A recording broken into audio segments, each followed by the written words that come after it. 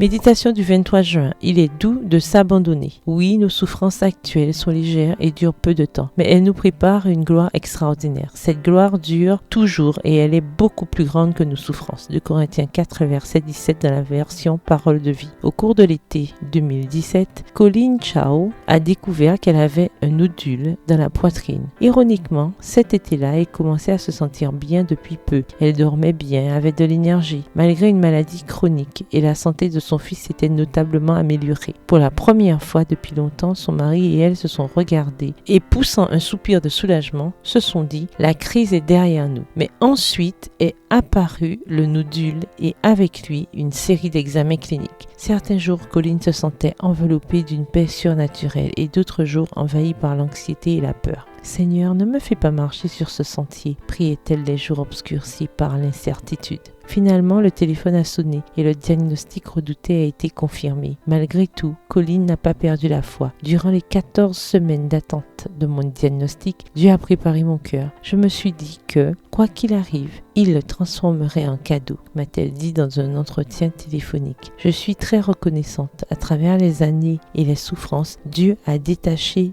mes droits engourdis des trésors de ce monde. Cette expérience m'a même libérée du poids de ce que les autres pensent de moi. Confrontée à ma morbidité, j'ai acquis une perspective et une incroyable facilité que je n'avais pas auparavant pour parler du Christ. J'ai aussi reçu une joie inexplicable au milieu de tout cela. Colleen croit que Dieu ne gaspille pas notre souffrance, mais qu'il la transforme en un moyen de nous bénir. La chimiothérapie a été dure. Cependant, il y a quelque chose d'étonnant qui se produit dans ces moments sombres. Quand vous dites simplement « aide-moi », alors vous sentez sa présence, qui est si tendre et si réelle. S'abandonner est difficile, mais aussi très doux. En concluant notre conversation, Colleen a partagé avec moi une dernière pensée. Dieu est avec nous, dans la fournaise, dans le cancer, dans nos problèmes les plus sombres. Il est un Dieu bon qui donne des cadeaux chargés de gloire. Prière, Seigneur, je te remercie parce que tu peux me bénir en toutes circonstances. Tu prends les problèmes que l'ennemi voulait utiliser pour me détruire et tu les utilises pour mon bien. Avec toi à mes côtés, qui pourra m'affronter? Amen.